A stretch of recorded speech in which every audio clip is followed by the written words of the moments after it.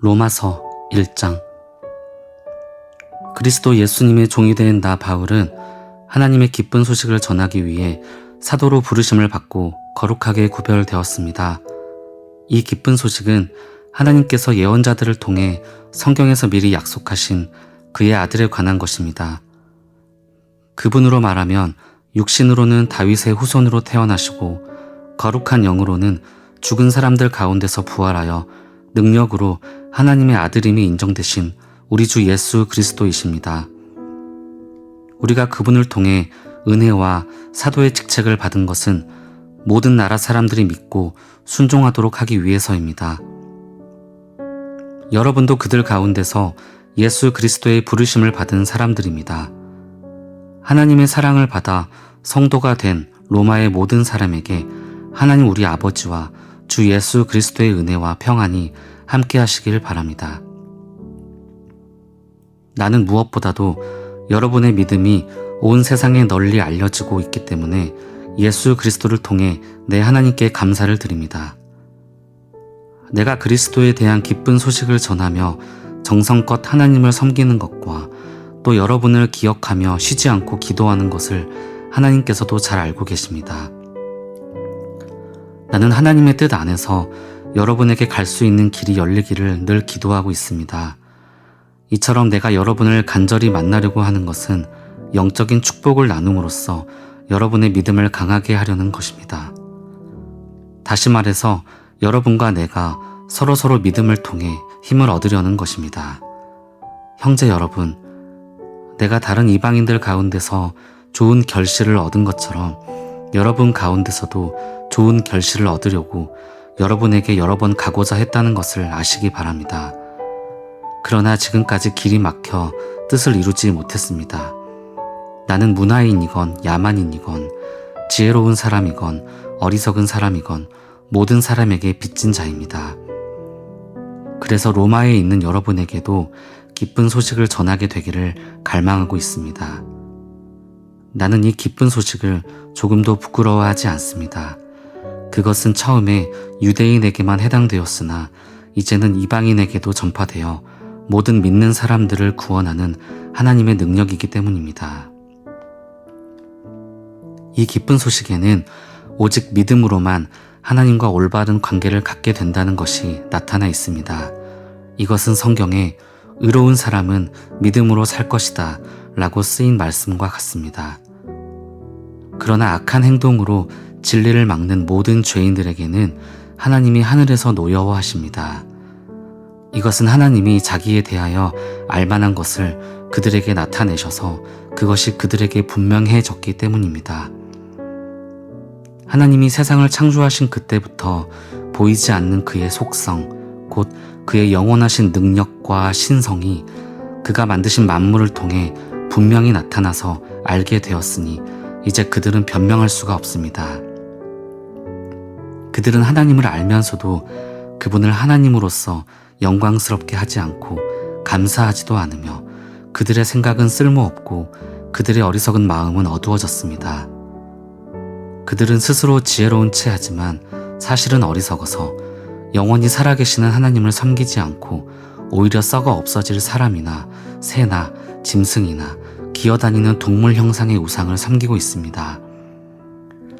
그러므로 하나님은 그들이 마음의 정욕대로 추잡하게 살도록 내버려 두셨고 그들은 서로 몸을 더럽혔습니다. 그들은 하나님의 진리를 거짓된 것으로 바꾸었고 창조주 하나님보다는 그분이 만드신 것들을 더 경배하며 섬겼습니다. 그러나 길이길이 찬양을 받으실 분은 하나님이십니다. 아멘. 이것 때문에 하나님께서는 그들을 부끄러운 정욕대로 살게 버려 두셨습니다. 그래서 여자들까지도 정상적인 성생활을 버리고 변태적인 짓을 즐기며 남자들도 그와 같이 여자들과의 정상적인 성생활을 버리고 자기들끼리 서로 정욕을 불태우면서 부끄러운 짓을 하여 그 잘못에 대한 마땅한 대가를 받았습니다.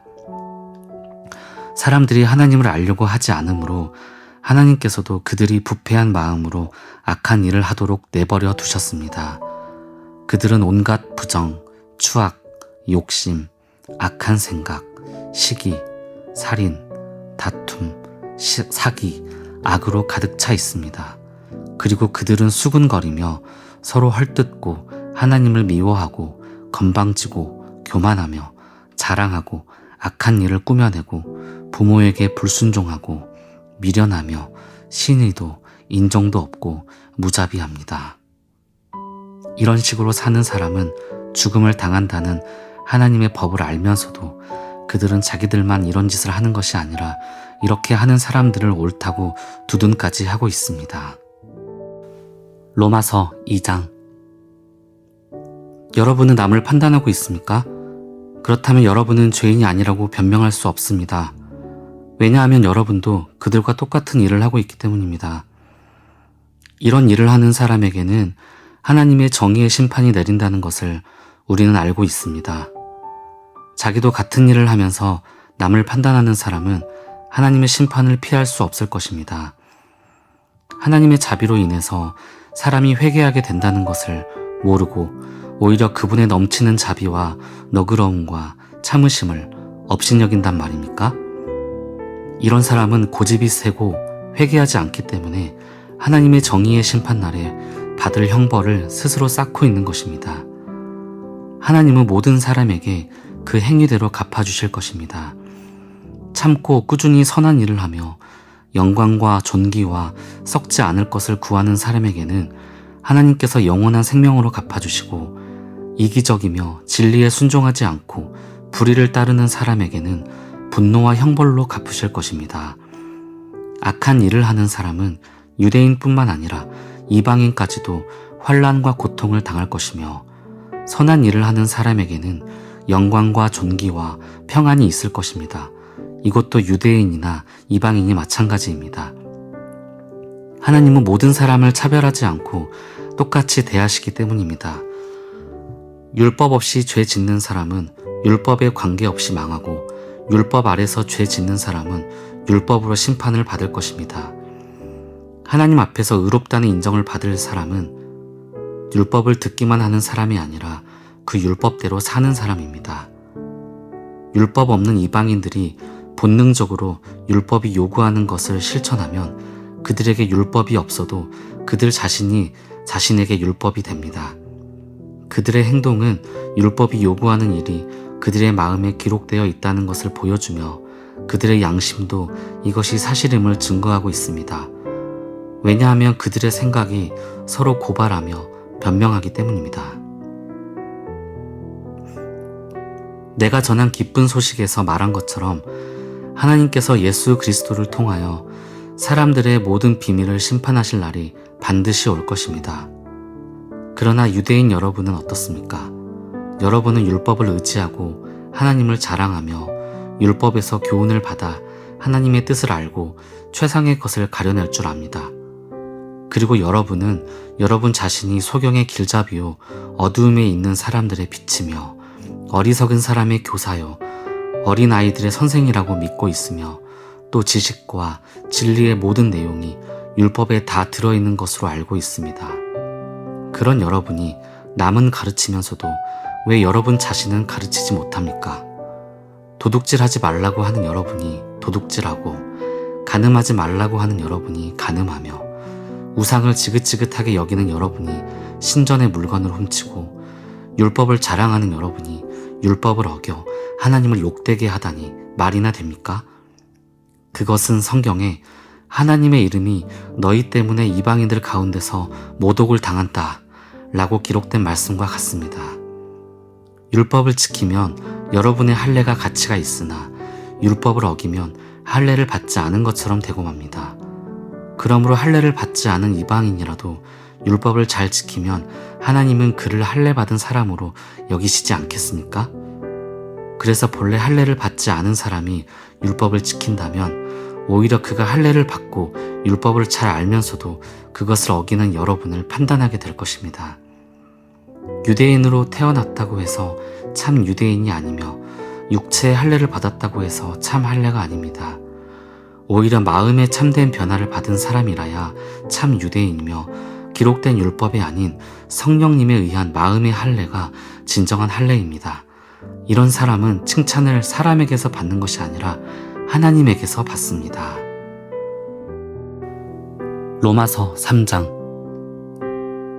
그렇다면 유대인의 나은 점이 무엇이며 할례의 가치가 무엇입니까? 여러모로 많이 있습니다. 우선 그들은 하나님의 말씀을 맡았습니다. 그런데 만일 그들 가운데 어떤 사람들이 믿지 않았으면 어떻게 하겠습니까? 그들이 믿지 않는다고 하나님의 신실하심이 어디 가겠습니까? 결코 그렇지 않습니다. 세상 사람이 다 거짓되어도 하나님은 진실하십니다. 성경에도 주의 말씀은 옳고 주의 심판은 정당합니다. 라고 쓰여 있습니다. 그러나 우리의 불의가 하나님의 의를 드러내면 어떻게 되겠습니까? 그렇다고 벌을 내리시는 하나님이 불의하다고 할 수 있겠습니까? 나는 사람의 논리대로 말합니다. 결코 그렇지 않습니다.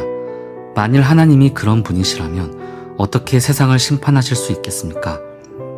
또 어떤 사람들은 나의 거짓말로 하나님의 진리가 더욱 드러나서 그분께 영광이 되었다면 왜 내가 죄인 취급을 받아야 하느냐고 주장하고 있습니다. 그리고 어떤 사람들은 우리가 선을 이루기 위하여 악을 행하자고 말했다면서 우리를 헐뜯고 다니는데 그들은 당연히 죄인 취급을 받아야 합니다. 그러면 우리가 이방인보다 낫단 말입니까? 전혀 그렇지 않습니다. 우리가 이미 선언한 것처럼 유대인이나 이방인이나 다 같은 죄인입니다. 그것은 이렇게 기록된 성경 말씀과 같습니다. 의로운 사람은 없으니 하나도 없으며 깨닫는 사람도 없고 하나님을 찾는 사람도 없다. 모두 진리에서 떠나 쓸모없게 되었고 선을 행하는 사람이 없으니 하나도 없다. 그들의 목구멍은 열린 무덤 같으며 그들의 혀로는 남을 속인다. 그들의 입술에는 독사의 독이 있고 그들의 입에는 저주와 독설이 가득하다. 그들은 살해하는 것을 주저하지 않으니 그들이 가는 곳마다 파멸과 불행이 뒤따르고 그들은 참된 평안이 무엇인지 모른다. 그들의 눈앞에는 하나님을 두려워함이 없다. 우리가 아는 대로 율법은 율법 아래에 있는 사람들에게만 적용됩니다. 그래서 아무도 변명하지 못하고 모든 사람이 다 하나님 앞에 죄인으로 서게 하려는 것입니다.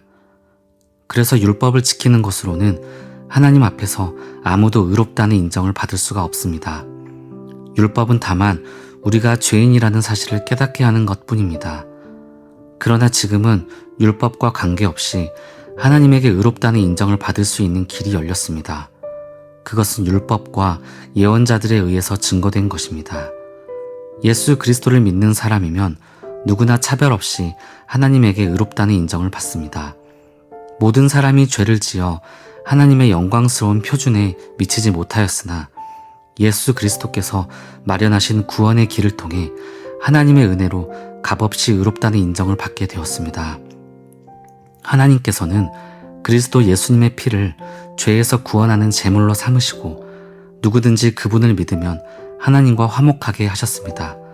그것은 하나님께서 지금까지 참으심으로 그냥 지나쳐 왔던 과거의 모든 죄를 오늘날 그리스도로 말미암아 해결하심으로 자기의 의로우심을 나타내셔서 자기도 의로우시며 예수님을 믿는 사람도 의롭다고 인정하기 위해서입니다. 그러므로 우리에게는 자랑할 것이 아무것도 없습니다. 하나님에게 의롭다는 인정을 받는 것이 율법이나 행위로 되는 일입니까? 아닙니다. 오직 믿음으로만 되는 일입니다. 그러므로 우리는 사람이 율법을 지켜서가 아니라 믿음으로 의롭게 된다는 결론을 내립니다.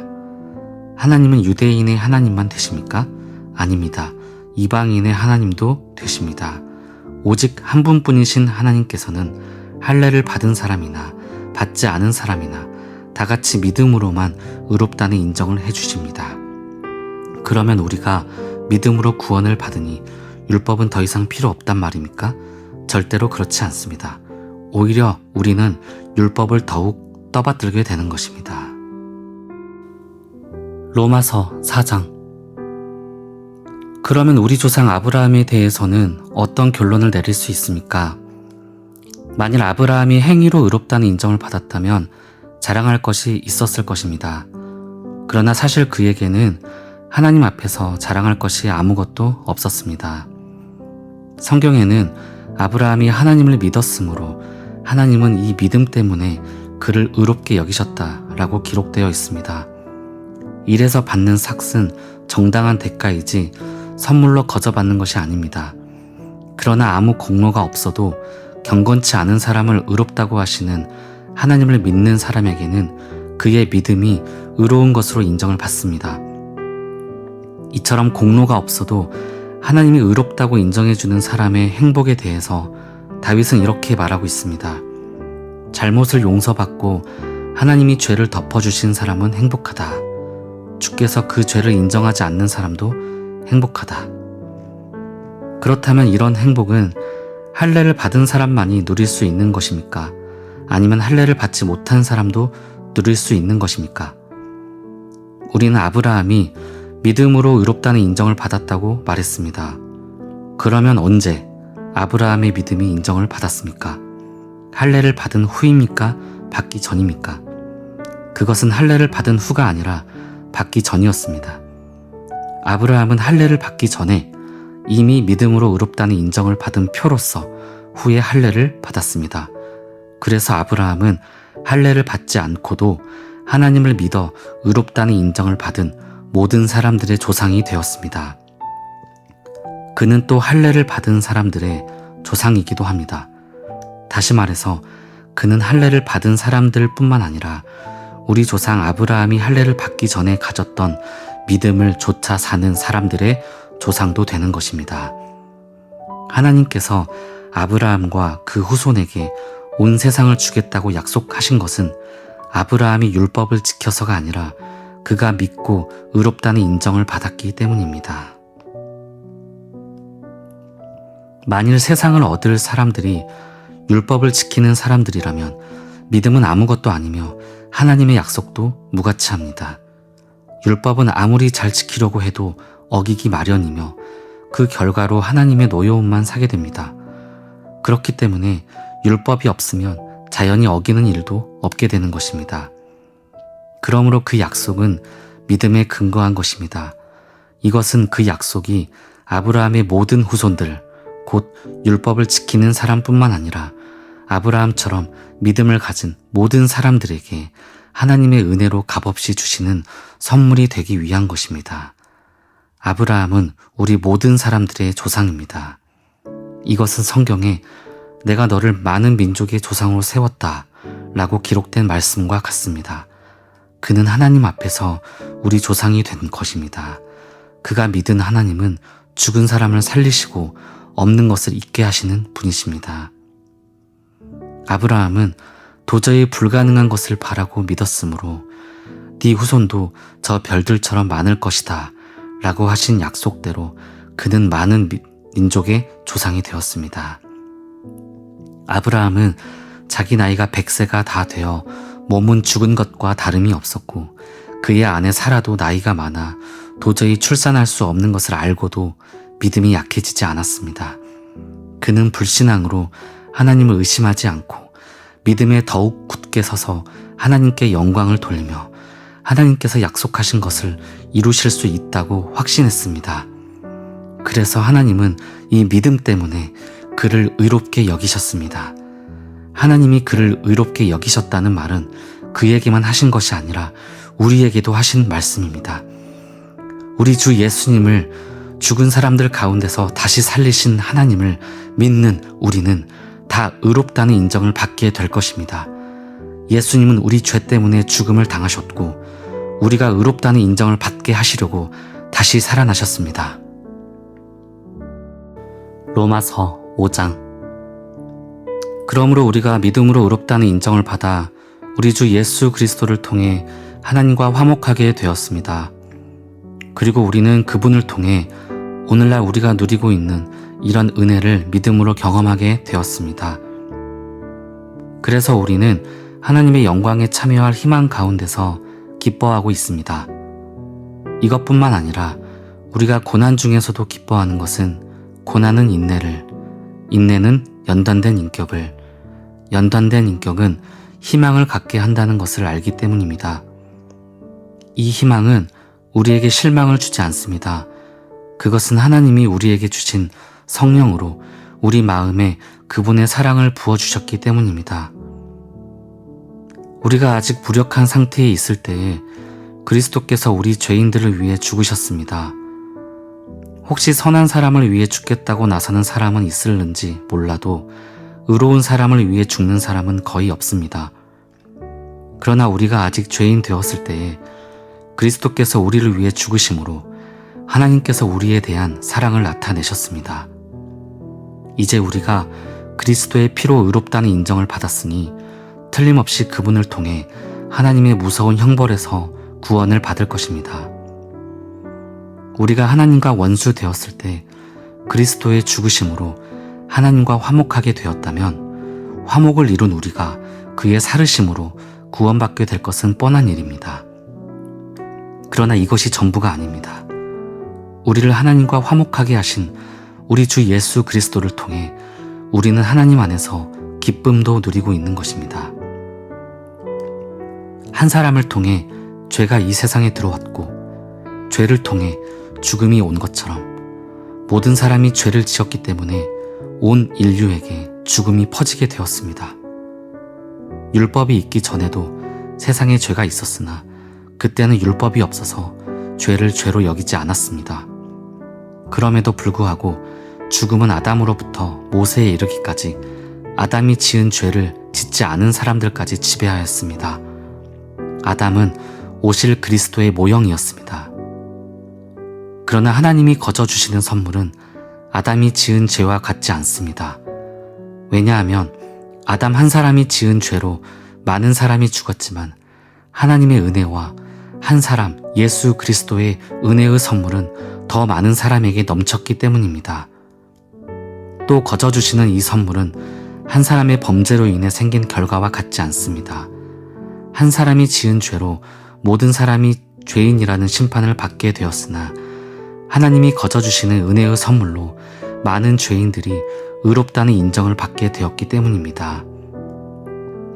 한 사람이 지은 죄로 죽음이 사람을 지배하였으나 하나님의 풍성한 은혜와 의의 선물을 받는 모든 사람들은 한 분 예수 그리스도를 통해 생명을 얻게 되었습니다. 그래서 한 사람의 범죄로 모든 사람이 죄인이라는 판정을 받게 된 것처럼 한 사람의 의로운 행동으로 모든 사람이 의롭다는 인정을 받아 생명을 누리게 되었습니다. 한 사람이 순종치 않음으로 많은 사람이 죄인이 된 것 같이 한 사람의 순종으로 많은 사람이 의롭게 될 것입니다. 율법이 들어와서 범죄가 늘어나게 되었으나 죄가 늘어난 곳에는 은혜도 더욱 풍성하였습니다. 그래서 죄가 죽음이란 수단으로 군림하게 된 것처럼 하나님의 은혜는 의로 군림하여 우리 주 예수 그리스도를 통해 우리를 영원한 생명으로 인도하게 되었습니다. 로마서 6장. 그러면 하나님의 은혜를 더 받으려고 계속 죄를 지어야겠습니까? 결코 그럴 수 없습니다. 이미 죄에 대하여 죽은 우리가 어떻게 죄 가운데 그대로 살 수 있겠습니까? 여러분은 그리스도 예수님과 연합하는 세례를 받은 우리가 그분과 함께 죽었다는 사실을 모르십니까? 우리는 그분의 죽으심과 연합하는 세례를 받음으로써 그분과 함께 묻힌 것입니다. 이것은 그리스도께서 죽은 사람 가운데서 아버지의 영광으로 살아나신 것처럼 우리도 새로운 생명 가운데서 살도록 하기 위한 것입니다.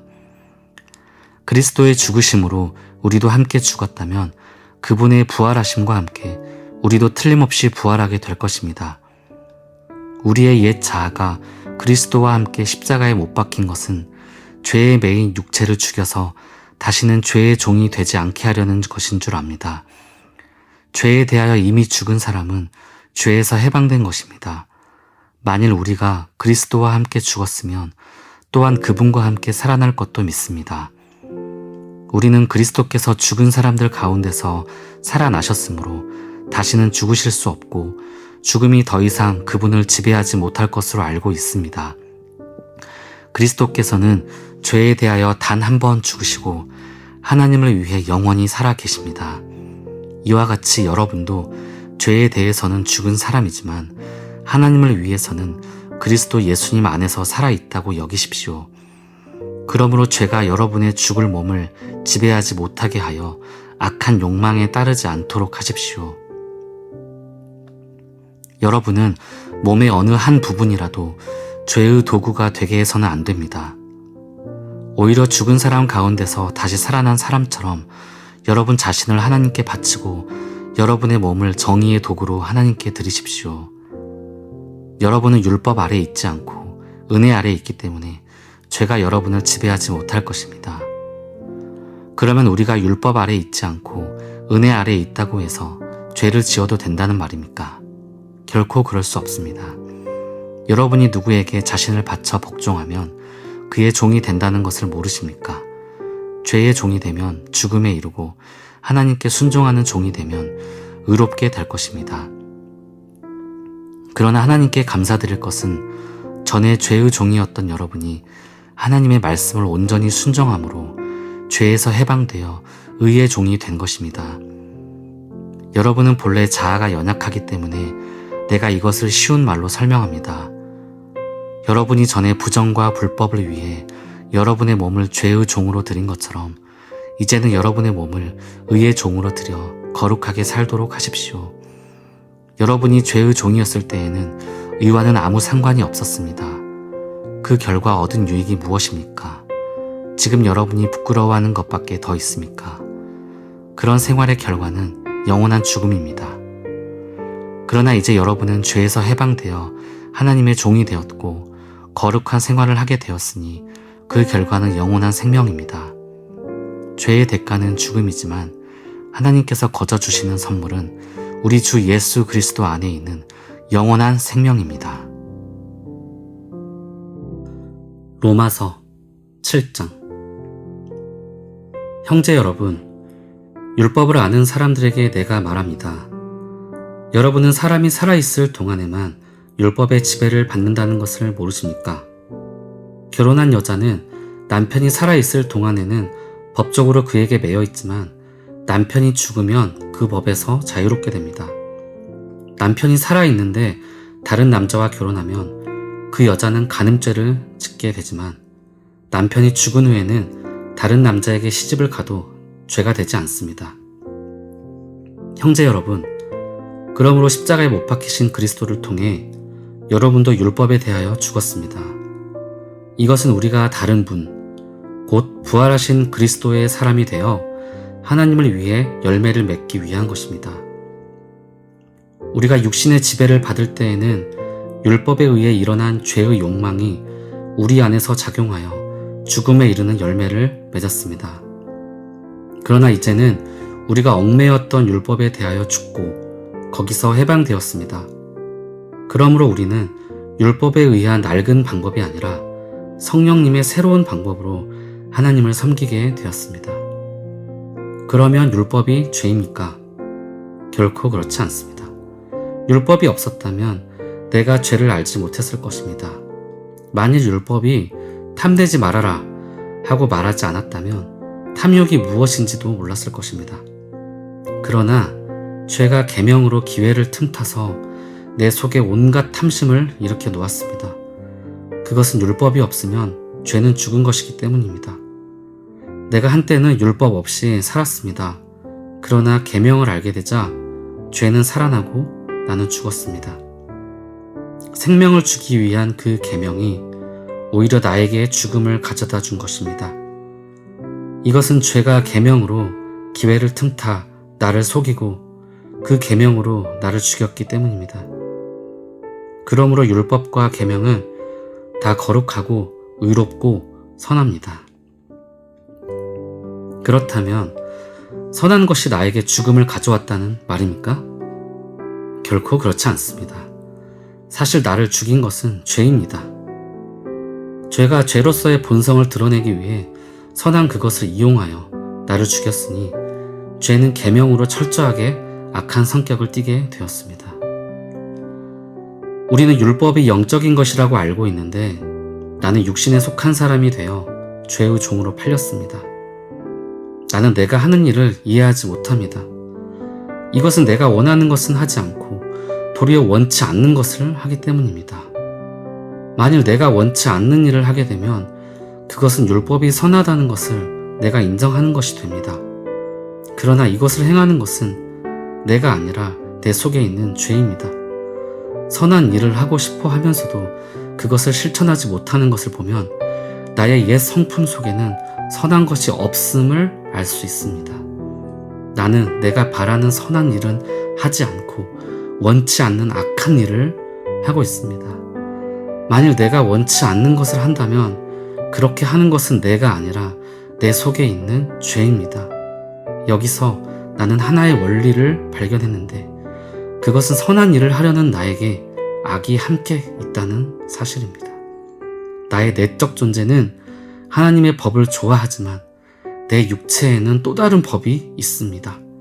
그것이 내 마음과 싸워서 나를 아직도 내 안에 있는 죄의 종으로 만들고 있다는 것을 알았습니다. 나는 얼마나 비참한 사람인가요? 누가 이 죽음의 몸에서 나를 구해내겠습니까?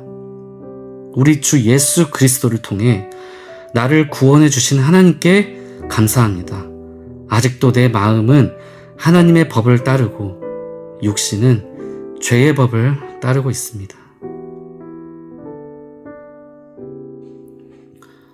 로마서 8장. 그러므로 이제 그리스도 예수님을 믿는 사람들에게는 유죄 판결이 없습니다. 이것은 그리스도 예수님을 통해서 생명을 주시는 성령님의 능력이 죄와 죽음의 굴레에서 여러분을 해방시켜 주셨기 때문입니다.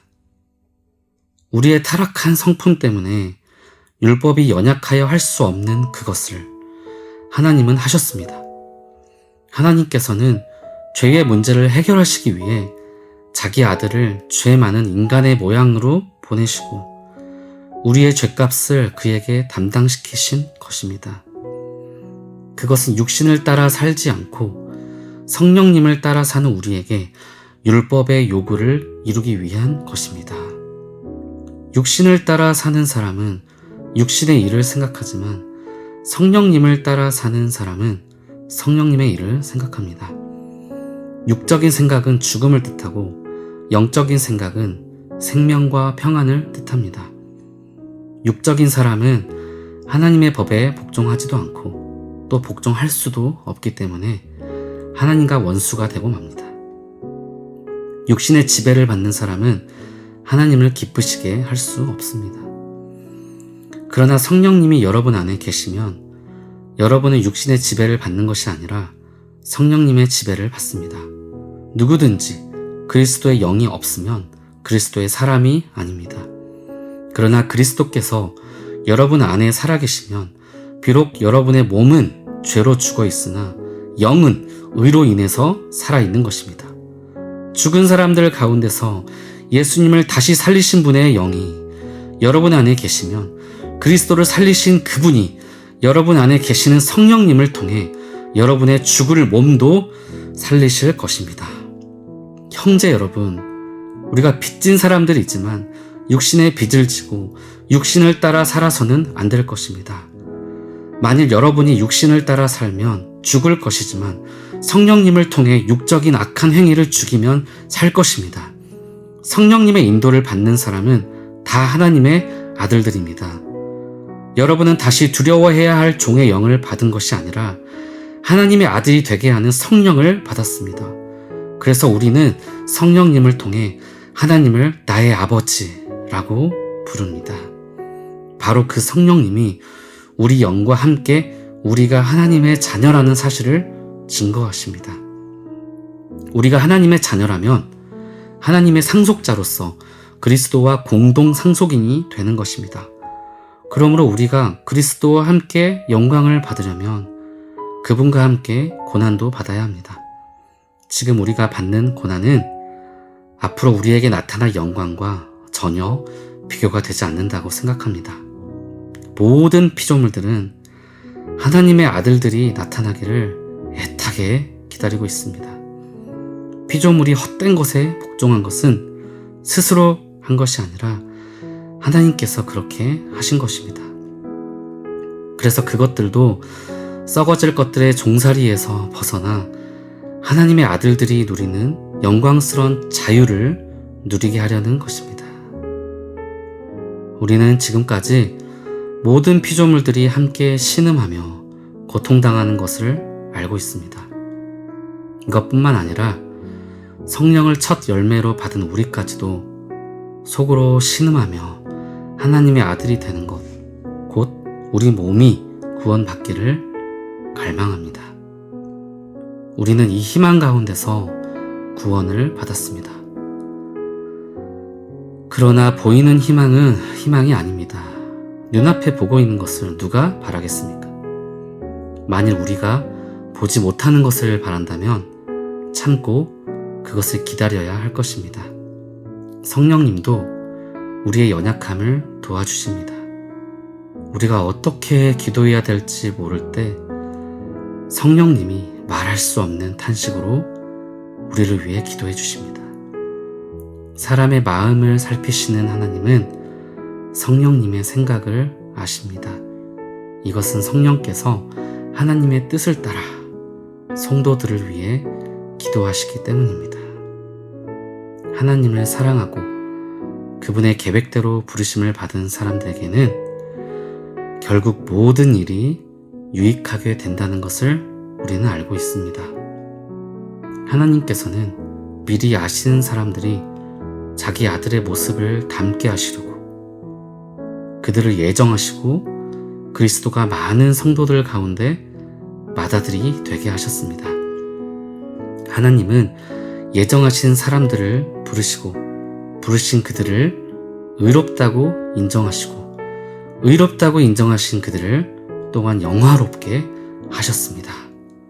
그렇다면 우리가 이 일에 대하여 무슨 말을 할 수 있겠습니까? 만일 하나님이 우리 편이시라면 누가 감히 우리를 대항할 수 있겠습니까? 자기 아들까지도 아끼지 않으시고 우리 모든 사람을 위해 내어주신 하나님이 어찌 그 아들과 함께 다른 모든 것도 우리에게 아낌없이 주시지 않겠습니까? 하나님이 택하신 사람들을 누가 감히 고발하겠습니까? 우리를 의롭다고 인정하신 분이 하나님이신데 누가 우리를 죄인으로 단정하겠습니까? 그리스도 예수님은 죽었다가 다시 살아나셔서 하나님의 오른편에서 항상 우리를 위해 기도해 주십니다. 그런데 누가 우리를 그리스도의 사랑에서 끊는단 말입니까? 고난입니까? 괴로움입니까? 핍박입니까? 굶주림입니까? 헐벗음입니까? 위험입니까? 칼입니까? 이것은 성경에 우리가 주를 위해 하루 종일 죽음의 위험을 당하고 도살장의 양 같은 취급을 받습니다. 라고 한 말씀과 같습니다. 그러나 우리를 사랑하시는 그리스도를 통해 우리가 이 모든 것을 거뜬히 이깁니다. 그러므로 죽음이나 생명이나 천사들이나 지옥의 권세나 현재일이나 장래일이나 능력이나 높은 것이나 깊은 것이나 그 밖에 그 어떤 피조물도 우리 주 그리스도 예수님 안에 있는 하나님의 사랑에서 우리를 끊을 수 없다고 확신합니다. 로마서 9장. 그리스도 안에 있는 내가 진실을 말하고 거짓말을 하지 않는다는 것을 성령님 안에서 내 양심이 증거하고 있습니다. 나에게는 큰 슬픔과 그치지 않는 마음의 고통이 있습니다. 만일 내 동족이 구원만 얻는다면 내가 저주를 받아 그리스도에게서 떨어져 나가는 한이 있더라도 나는 그렇게 되기를 바라고 있습니다. 하나님은 내 동족 이스라엘 사람들을 선택하여 아들로 삼으시고 그들에게 자기 영광을 나타내셨으며 그들과 계약을 맺고 율법을 주셨습니다. 그들에게는 성전 예배와 받은 약속이 있고 훌륭한 조상들이 있습니다. 그리고 그들에게서 예수님이 육신을 입고 오셨는데 그분은 온 우주를 다스리시며 길이길이 찬양을 받으실 하나님이십니다. 아멘. 그러나 하나님의 약속은 이루어지지 않은 것이 아닙니다. 이스라엘 조상을 두었다고 해서 다 이스라엘 사람이 아니며 아브라함의 후손이라고 해서 다 그의 자녀가 아닙니다. 오히려 하나님은 이삭을 통해서 난 사람이라야 네 후손으로 인정될 것이다 라고 말씀하셨습니다. 이것은 육신의 자녀가 하나님의 자녀가 아니라 약속의 자녀라야 아브라함의 후손이 된다는 말입니다. 그 약속은 내년 이맘때에 내가 너에게 돌아올 것이니 사라에게 아들이 있을 것이다 라는 말씀이었습니다. 이뿐 아니라 우리 조상 이삭과 결혼하여 쌍둥이를 임신한 리브가의 경우도 마찬가지입니다. 아기가 아직 나기 전 선한 일이나 악한 일을 하기도 전에 하나님께서는 리브가에게 형이 동생을 섬길 것이다 라고 말씀하셨습니다. 그것은 선택의 표준이 행위에 있지 않고 그분의 뜻에 있음을 나타내시려는 것이며, 또 그것은 성경에 내가 야곱은 사랑하였고 에서는 미워하였다 라고 하신 말씀과도 같습니다. 그러면 하나님께서 공평치 않으시다는 말입니까? 결코 그렇지 않습니다. 하나님은 모세에게 나는 은혜 베풀 자에게 은혜를 베풀고 불쌍히 여길 자를 불쌍히 여길 것이다 라고 말씀하셨습니다. 그러므로 하나님의 축복은 사람이 원하거나 노력한다고 해서 받는 것이 아니라 하나님께서 자비를 베푸셔야 받습니다. 하나님은 바로에게 내가 너를 세운 것은 내 능력을 너에게 보여 내 이름이 온 세상에 널리 퍼지도록 하기 위해서이다 라고 말씀하셨습니다. 그래서 하나님께서는 자기가 원하시는 대로 어떤 사람은 불쌍히 여기시고 어떤 사람은 완고하게 하십니다. 그렇다면 어째서 하나님이 우리에게 잘못이 있다고 나무라십니까? 하나님의 뜻을 거역할 사람이 아무도 없지 않습니까? 라고 질문할 사람이 있을지 모르겠습니다. 그러나 우리가 누군데 감히 하나님께 항의할 수 있겠습니까? 만들어진 물건이 그것을 만든 자에게 왜 나를 이렇게 만들었습니까? 하고 말할 수 있습니까? 토기장이가 같은 흙으로 귀하게 쓰일 그릇과 천하게 쓰일 그릇을 만들 권리가 없습니까? 만일 하나님이 노여우심을 보이고 자기 능력을 알게 하고 싶었지만 그래도 멸망받기로 되어 있는 사람들을 벌하시지 않고 너그럽게 참아주셨다면 어떻게 하겠습니까? 또 하나님이 불쌍히 여기셔서 영광을 받도록 미리 준비하신 사람들에게 그분의 풍성한 영광을 알리시기 위해 그렇게 하셨다면 어떻게 하겠습니까? 유대인 가운데서 뿐만이 아니라 이방인들 가운데서도 불러내신 우리에게 하나님이 그렇게 하신 것입니다. 그것은 하나님께서 호세아의 예언서에 이렇게 말씀하신 것과 같습니다. 내가 내 백성이 아닌 사람들을 내 백성이라 부르고 내가 사랑하지 않은 자를 나의 사랑하는 자라고 부를 것이다. 너희는 내 백성이 아니다 라고 한 바로 그곳에서 너희가 살아계신 하나님의 자녀라는 말을 듣게 될 것이다. 그리고 이사야도 이스라엘에 대하여 이렇게 외쳤습니다. 이스라엘 백성의 수가 바다의 모래알처럼 많을지라도 남은 사람만 구원받을 것이다. 주께서는 말씀하신 것을 이 땅에서 철저하게 속히 이루실 것이다. 또 이사야는 이렇게 예언하였습니다. 만일 전능하신 하나님이 우리에게 씨를 남겨두지 않으셨더라면 우리는 소돔과 고모라처럼 되었을 것이다. 그렇다면 우리가 무슨 말을 해야 되겠습니까? 하나님을 찾지 않던 이방인들은 믿음으로 의롭다는 인정을 받았는데 율법을 지키려고 애쓰던 이스라엘은 그 인정을 받지 못하였습니다. 왜 그렇습니까? 그들은 믿음이 아닌 행위로 그것을 추구하다가 장애물에 걸려 넘어진 것입니다. 이것은 성경에 보라, 내가 걸려 넘어지게 하는 돌과 바위를 시온에 둔다. 그러나 그를 믿는 사람은 부끄러움을 당하지 않을 것이다. 라고 쓰인 말씀과 같습니다. 로마서 10장.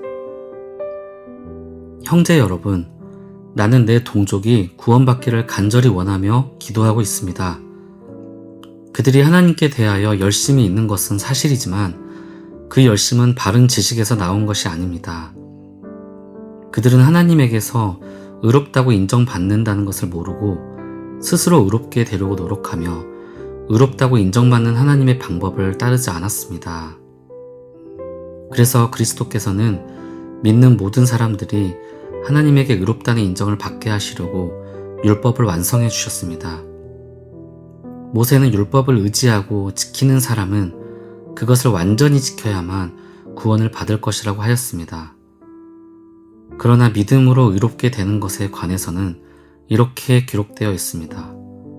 너희는 그리스도를 모셔내리려고 마음속으로 누가 하늘에 올라가겠느냐 하지 말며 또 죽은 자 가운데서 그리스도를 모셔 올리려고 누가 무저갱에 내려가겠느냐 하지 말아라.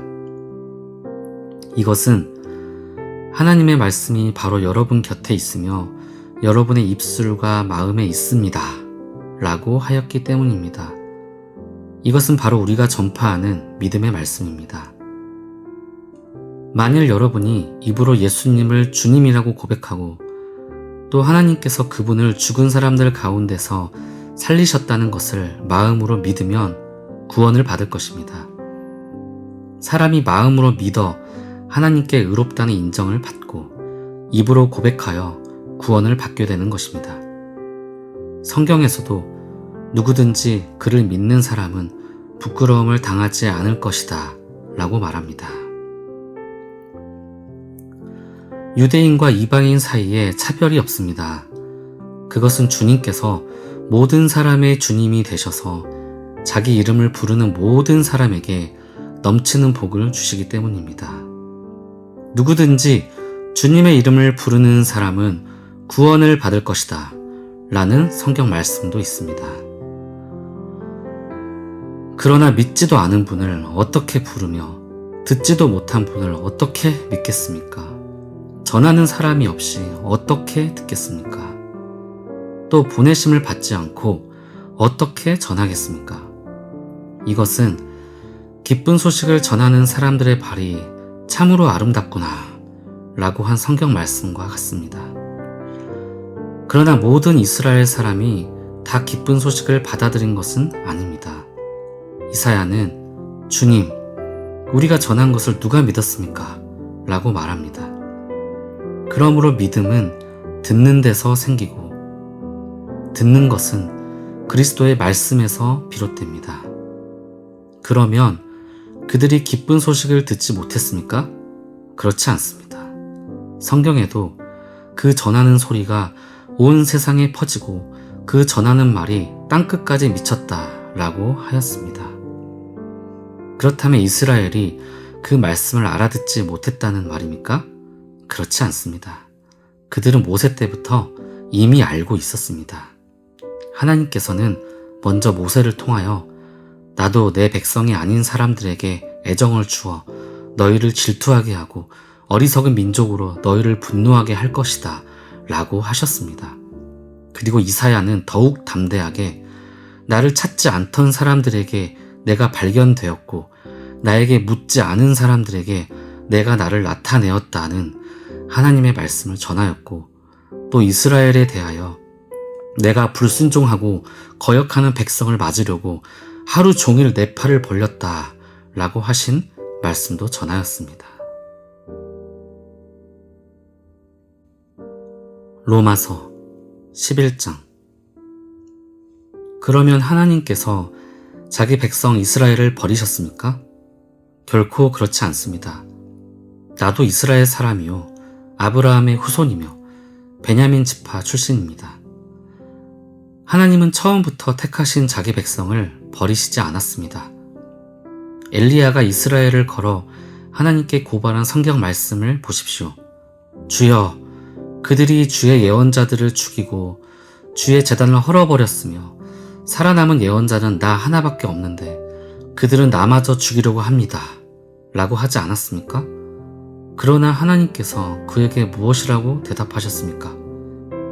내가 나를 위하여 바알 우상을 섬기지 않은 사람 7,000명을 남겨두었다. 라고 대답하셨습니다. 그와 같이 지금도 하나님의 은혜로 선택된 사람들이 남아 있습니다.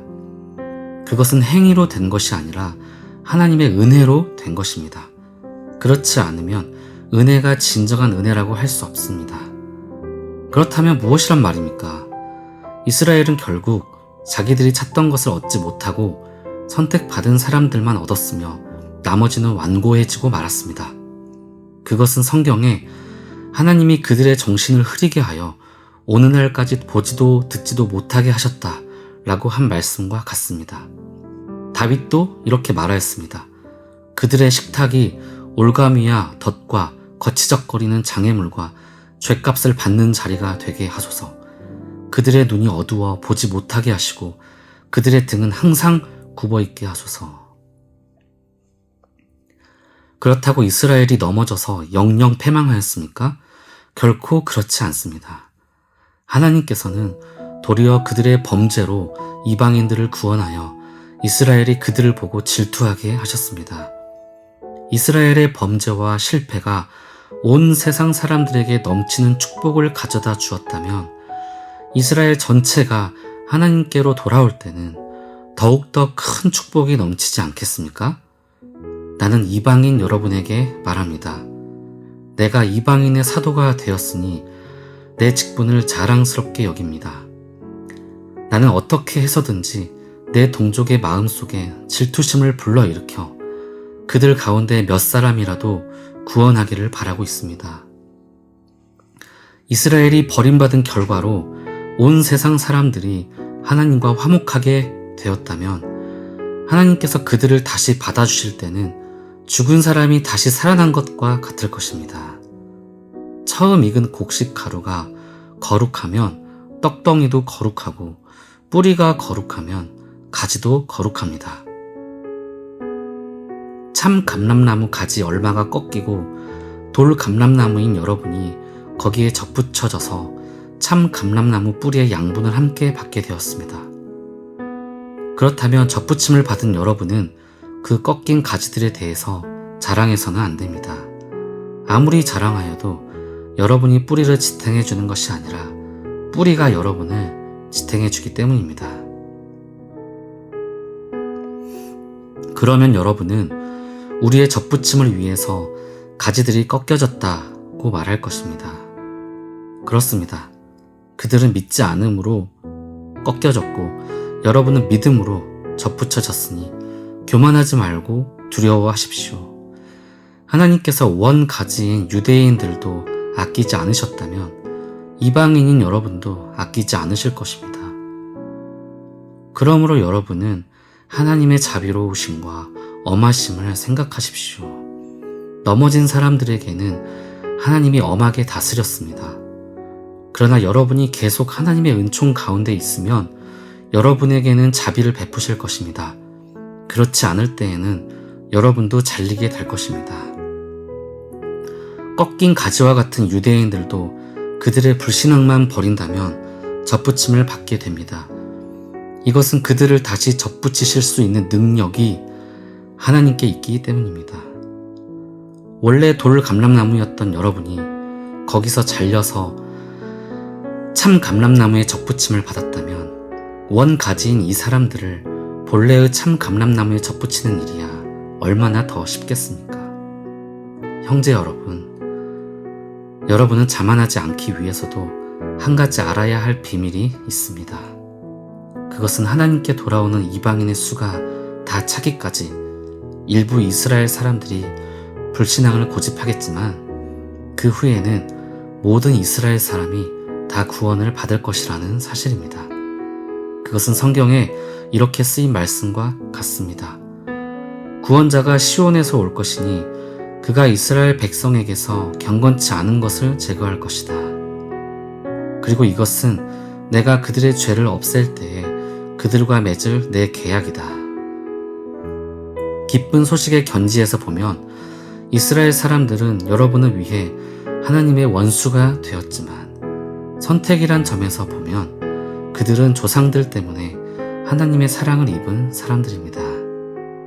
하나님의 은혜의 선물과 부르심에는 후회하는 일이 없습니다. 전에는 여러분이 하나님께 순종하지 않았으나 지금은 이스라엘 사람들의 불순종 때문에 여러분이 하나님의 은혜를 받게 되었습니다. 이와 마찬가지로 그들이 지금은 불순종하고 있으나 여러분에게 베푸신 하나님의 은혜의 결과로 그들도 은혜를 받게 될 것입니다. 하나님이 모든 사람을 불순종에 맡겨두시는 것은 그들 모두에게 은혜를 베풀기 위해서입니다. 하나님의 지혜와 지식의 부요함이란 그 깊이가 한이 없습니다. 그분의 판단은 헤아릴 수 없으며 그분의 길은 추적할 수가 없습니다. 누가 주의 마음을 알았으며 누가 그분의 상담자가 되었습니까? 하나님께 먼저 드렸으니 하나님이 갚아주셔야 한다고 말할 사람이 누굽니까? 만물이 다 그분에 의해서 창조되었고 그분을 통해서 생동하며 그분을 위해 존재합니다. 하나님께 길이 영광을 돌립시다. 아멘. 로마서 12장. 그러므로 형제 여러분, 내가 하나님의 자비를 생각하며 권합니다. 여러분의 몸을 하나님이 기뻐하시는 거룩한 산 제물로 드리십시오. 이것은 여러분이 드릴 영적 예배입니다. 여러분은 이 세상을 본받지 말고 마음을 새롭게 하여 변화를 받으십시오. 그러면 하나님의 선하시고 기뻐하시고 완전하신 뜻이 무엇인지를 알게 될 것입니다. 내게 주신 하나님의 은혜로 내가 여러분 각 사람에게 권합니다. 여러분은 자기 자신에 대해서 마땅히 생각해야 할 그 이상의 생각을 하지 말고 하나님께서 여러분에게 나눠주신 믿음의 분량에 따라 분수에 맞게 생각하십시오. 우리가 한 몸에 많은 지체를 가졌으나 이 지체들이 다 같은 기능을 가진 것은 아닙니다. 이와 같이 우리 많은 사람들이 그리스도 안에서 한 몸이 되어 서로 지체가 되었습니다. 그래서 우리에게 주신 은혜에 따라 우리가 받은 선물이 각각 다릅니다. 우리는 이것을 분수에 맞게 사용해야 합니다. 만일 그 선물이 예언이라면 믿음의 정도에 맞게 하고, 섬기는 일이면 봉사함으로, 교사는 잘 가르침으로 하십시오. 권면하는 사람은 격려의 말로, 남을 구제하는 사람은 후하게, 지도자는 열심으로, 자선을 베푸는 사람은 기쁨으로 하십시오. 사랑은 순수해야 합니다. 악을 미워하고 선을 행하십시오. 형제처럼 서로 따뜻이 사랑하고 존경하며 나태해지지 말고 열심히 주님을 섬기십시오. 희망 가운데서 기뻐하며 고난을 참고 항상 기도하십시오. 가난한 성도들을 돕고 손님 대접하는 일을 힘쓰십시오. 여러분을 핍박하는 사람들을 축복하고 저주하지 마십시오. 기뻐하는 사람들과 함께 기뻐하고 슬퍼하는 사람들과 함께 슬퍼하십시오. 서로 마음을 같이 하며 교만한 마음을 품지 말고 낮고 천한 사람들의 벗이 되십시오. 스스로 잘난 체 해서는 안 됩니다. 누구에게나 악을 악으로 갚지 말고 언제나 선한 일을 하며 가능한 한 최선을 다해 모든 사람과 사이좋게 지내십시오. 사랑하는 여러분, 여러분이 직접 복수하지 말고 하나님께 맡기십시오. 성경에는 원수 갚는 것은 나의 일이다. 내가 갚아주겠다. 라고 기록되어 있습니다. 또 네 원수가 굶주리거든 먹을 것을 주고 목말라 하거든 마실 것을 주어라. 그러면 네 원수는 머리에 숯불을 놓은 것 같이 부끄러워 견딜 수 없을 것이다. 라는 말씀도 있습니다. 그러므로 악에게 지지 말고 선으로 악을 이기십시오. 로마서 13장. 누구든지 정부 당국에 복종해야 합니다.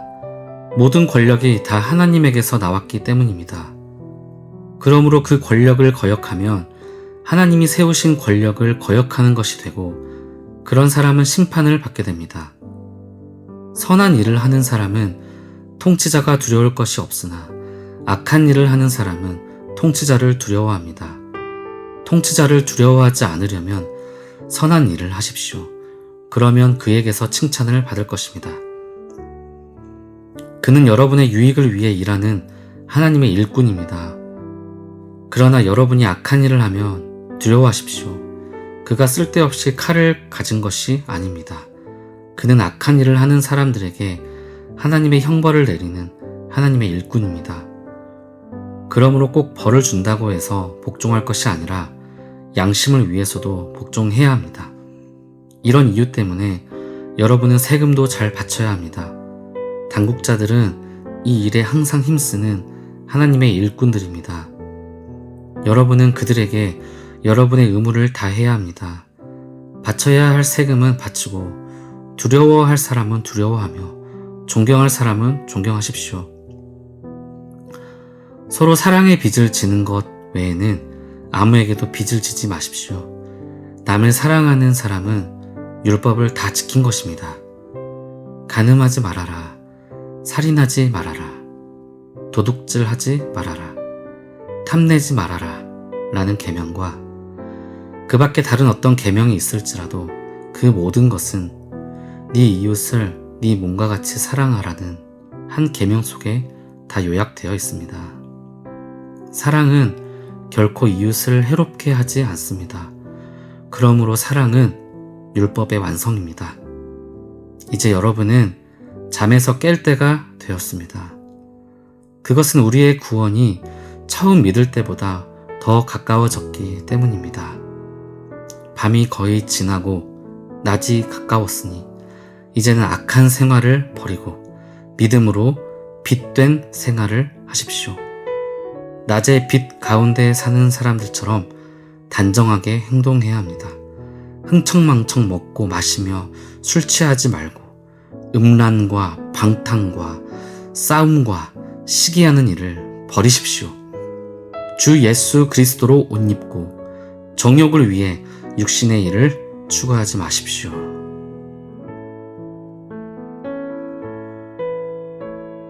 로마서 14장.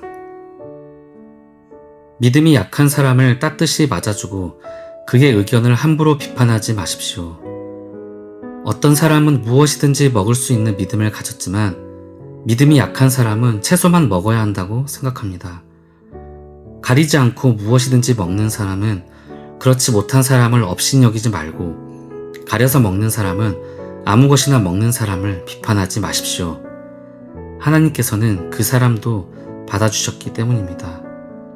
누가 감히 남의 종을 판단할 수 있겠습니까?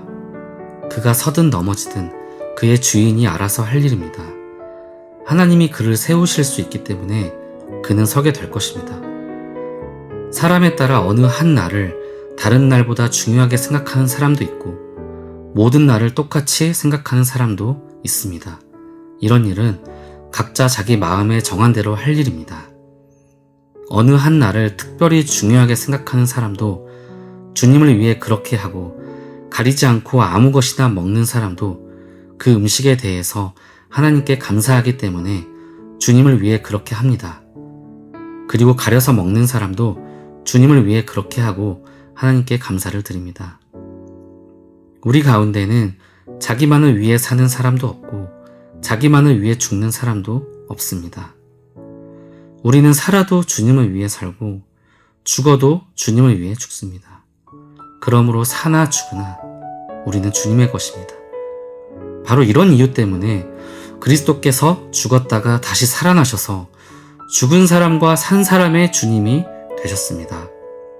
그런데 어째서 여러분은 여러분의 형제를 비판하고 업신여깁니까? 우리는 다 하나님의 심판대 앞에 서게 될 것입니다. 성경에도 주께서 말씀하신다. 내가 살아있으니 모든 사람이 내 앞에 무릎을 꿇을 것이며 모든 사람이 나에게 자백할 것이다. 라는 말씀이 있습니다. 그때 우리는 각자 자기 일을 낱낱이 하나님께 자백해야 할 것입니다. 그러므로 이제부터 우리는 서로 비판하지 맙시다. 그리고 형제 앞에 장애물을 놓아 죄를 짓게 하는 일도 없도록 합시다.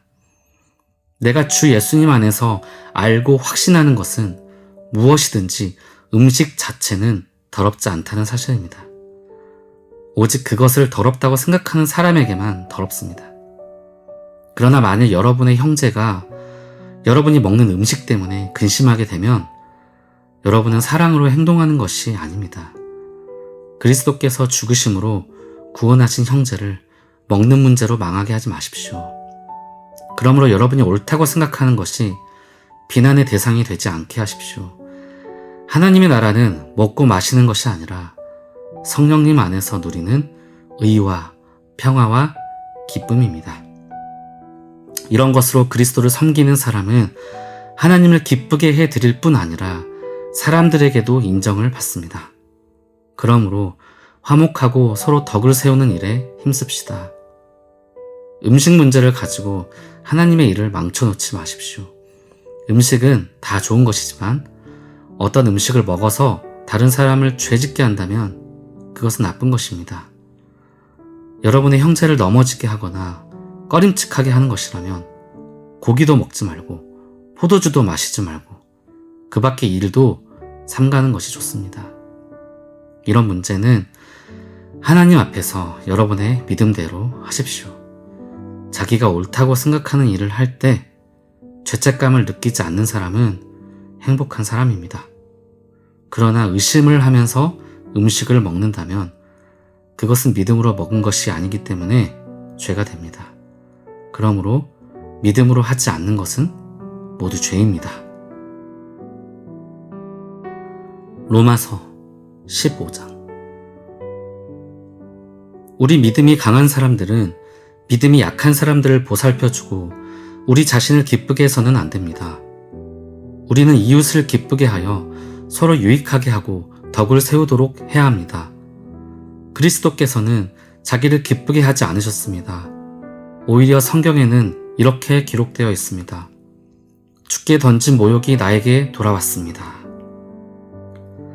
전에 기록된 모든 것은 우리가 인내와 성경의 위로로 희망을 갖도록 교훈하기 위해 기록되었습니다.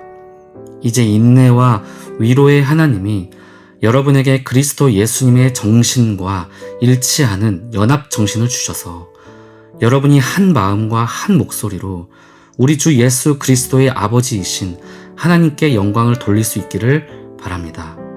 그러므로 그리스도께서 하나님께 영광을 돌리기 위해 우리를 받아주신 것처럼 여러분도 서로 따뜻이 맞아들이십시오. 내가 여러분에게 말합니다만 그리스도께서 할례를 받는 유대인들의 종이 되신 것은 하나님이 신실하신 분임을 보이고 그들의 조상들에게 하신 약속이 이루어지게 하며 이방인들이 하나님의 자비에 대해서 그분에게 영광을 돌리도록 하기 위해서였습니다. 그것은 이렇게 기록된 성경 말씀과 같습니다. 그러므로 내가 이방인들 가운데서 주를 찬양하며 주의 이름을 노래합니다. 성경은 다시 말합니다. 이방인들아, 주의 백성과 함께 기뻐하라. 너희 모든 이방인들아, 주를 찬양하라. 너희 모든 민족들아, 주를 찬양하라. 또 이사야도 이새의 후손이 나타나 모든 민족을 다스릴 것이니 이방인들이 그에게 희망을 걸 것이다 라고 하였습니다. 희망의 원천이 되시는 하나님이 여러분에게 믿음과 기쁨과 평안을 마음껏 누리게 하셔서 여러분의 희망이 성령님의 능력으로 넘치기를 바랍니다. 형제 여러분, 나는 여러분이 선하고 지혜로워서 충분히 서로 가르칠 수 있으리라고 믿습니다. 그러나 내가 여러분에게 몇 가지 점을 상기시키려고 이것을 아주 담대하게 기록했습니다. 내가 이렇게 담대해진 것은 하나님이 나에게 주신 은혜 때문입니다. 그 은혜로 나는 이방인들을 위해 일하는 그리스도 예수님의 일꾼이 되어 기쁜 소식을 전하는 제사장 일을 하고 있습니다. 그것은 이방인들이 성령으로 거룩하게 되어 하나님이 받으실 만한 제물이 되게 하려는 것입니다. 그러므로 나는 하나님을 섬기는 일을 그리스도 예수님 안에서 자랑스럽게 여깁니다. 나는 그리스도께서 이방인들을 인도하여 하나님께 순종하도록 하기 위해 나를 통해서 행하신 일 외에는 말하지 않으려고 합니다. 하나님은 이것을 말씀과 행동과 놀라운 기적과 성령님의 능력으로 하셨습니다. 나는 이 일로 예루살렘에서 일루리곤까지 그리스도의 기쁜 소식을 힘껏 전했습니다. 나는 남이 세워놓은 터 위에 건축하지 않으려고 그리스도가 알려지지 않은 곳에서만 기쁜 소식을 전하려고 애썼습니다. 이것은 성경에 그의 소식을 듣지 못한 사람들이 보고 깨달을 것이다 라고 기록된 말씀과 같습니다. 그러므로 내가 여러분에게 가는 길이 여러 번 막혔습니다. 그러나 이제는 이 지방에서 할 일이 끝났습니다. 그래서 여러 해를 두고 벼르던 대로 내가 스페인으로 가는 길에 먼저 로마에 있는 여러분을 방문하여 얼마 동안 교제를 가진 후에 거기서 여러분의 도움을 받아 스페인으로 가려고 합니다. 그러나 지금은 마케도니아와 아가야에 사는 성도들이 예루살렘의 가난한 성도들을 위해 정성껏 헌금한 돈을 전하려고 내가 예루살렘으로 가는 중입니다. 그들은 기쁜 마음으로 헌금을 했습니다만 사실은 예루살렘 성도들에게 빚진 사람들입니다. 이방인들이 유대인들의 영적인 축복을 나누어 가졌다면 마땅히 물질로 그들을 도와야 합니다. 나는 예루살렘 성도들에게 이 헌금을 안전하게 전한 후에 여러분에게 들렀다가 스페인으로 가려고 합니다.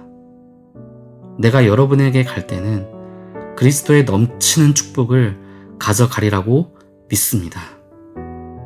형제 여러분, 내가 주 예수 그리스도와 성령님의 사랑으로 여러분에게 부탁합니다. 나도 기도하지만 여러분도 나를 위해 열심히 기도해 주십시오. 내가 유대에 있는 불신자들에게서 안전하게 보호를 받고 예루살렘에서 나의 섬기는 일이 그곳 성도들에게 기쁨이 될 수 있도록 기도해 주십시오. 그러면 내가 하나님의 뜻을 따라 기쁜 마음으로 여러분에게 가서 함께 편히 쉬게 될 것입니다. 평화의 하나님이 여러분 모두와 함께 계시기를 빕니다. 아멘. 로마서 16장. 나는 겐그레아 교회의 일꾼이요 우리의 자매인 베베를 여러분에게 추천합니다. 여러분은 성도의 사랑으로 주 안에서 그녀를 정중하게 맞아들이고 무슨 일이든지 그녀가 도움이 필요할 때는 아낌없이 도와주십시오. 그녀는 많은 사람을 도와주었으며 나도 그녀의 도움을 많이 받았습니다. 그리스도 예수님을 위해 나와 함께 일하는 동역자 브리스가와 아굴라에게 문안하여 주십시오. 그들은 나를 위해 자기들의 목숨도 아끼지 않았습니다. 그래서 나뿐만 아니라 이방인의 모든 교회도 그들에게 감사하고 있습니다. 그리고 그들의 집에서 모이는 교회에도 문안해 주십시오. 나의 사랑하는 친구 에베네도에게 문안해 주십시오. 그는 아시아에서 처음으로 그리스도에게 돌아온 성도입니다. 여러분을 위해 많은 수고를 한 마리아에게 문안해 주십시오. 나의 친척이며 나와 함께 감옥에 갇혔던 안드로니고와 유니아에게 문안해 주십시오. 그들은 사도들 가운데서도 뛰어난 사람들이며 나보다 먼저 그리스도인이 된 사람들입니다. 주 안에서 내가 사랑하는 암블리아에게 문안해 주십시오. 그리스도를 위해 함께 일하는 동역자 우르바노와 나의 사랑하는 친구 스다구에게 문안해 주십시오. 그리스도 안에서 인정을 받은 아벨레에게 문안해 주십시오. 아리스도 블로의 집안 사람들에게 문안해 주십시오. 내 친척 헤로디온에게 문안해 주십시오. 나기수의 집안 사람 중 주님을 믿는 사람들에게 문안해 주십시오. 주 안에서 수고한 두 자매 두루베나와 두루보사에게 문안해 주십시오. 주 안에서 많은 수고를 한 사랑하는 자매 버시에게 문안해 주십시오. 주 안에서 선택된 루포와 그의 어머니에게 문안해 주십시오. 그분은 바로 내 어머니이기도 합니다. 아순그리도, 블레곤, 험에, 바드로바, 허마, 그리고 그들과 함께 있는 여러 성도들에게 문안해 주십시오. 빌롤로고, 율리아, 네레오와 그의 자매, 올름바, 그리고 그들과 함께 있는 모든 성도들에게 문안해 주십시오. 여러분은 성도의 사랑으로 서로 인사를 나누십시오. 그리스도의 모든 교회가 여러분에게 문안합니다. 형제 여러분, 내가 여러분에게 권합니다. 여러분이 배운 교훈과는 달리 분열을 일삼고 여러분의 신앙생활에 장애물을 놓는 사람들을 조심하고 그들을 멀리 하십시오. 그런 사람들은 우리 주 그리스도를 섬기지 않고 자기들의 이익만을 추구하며 간사하고 아첨하는 말로 순진한 사람들을 속이고 있습니다. 여러분의 순종에 대한 소문이 자자하니 내 마음이 기쁩니다. 그러나 나는 여러분이 선한 일에는 지혜롭고 악한 일에는 순결하기를 바랍니다. 평화의 하나님이 곧 사탄을 쳐서 여러분의 발 아래 굴복시키실 것입니다. 우리 주 예수님의 은혜가 여러분과 함께 하기를 바랍니다. 나의 동역자 디모데와 내 친척 누기오와 야손과 소시바더가 여러분에게 문안합니다.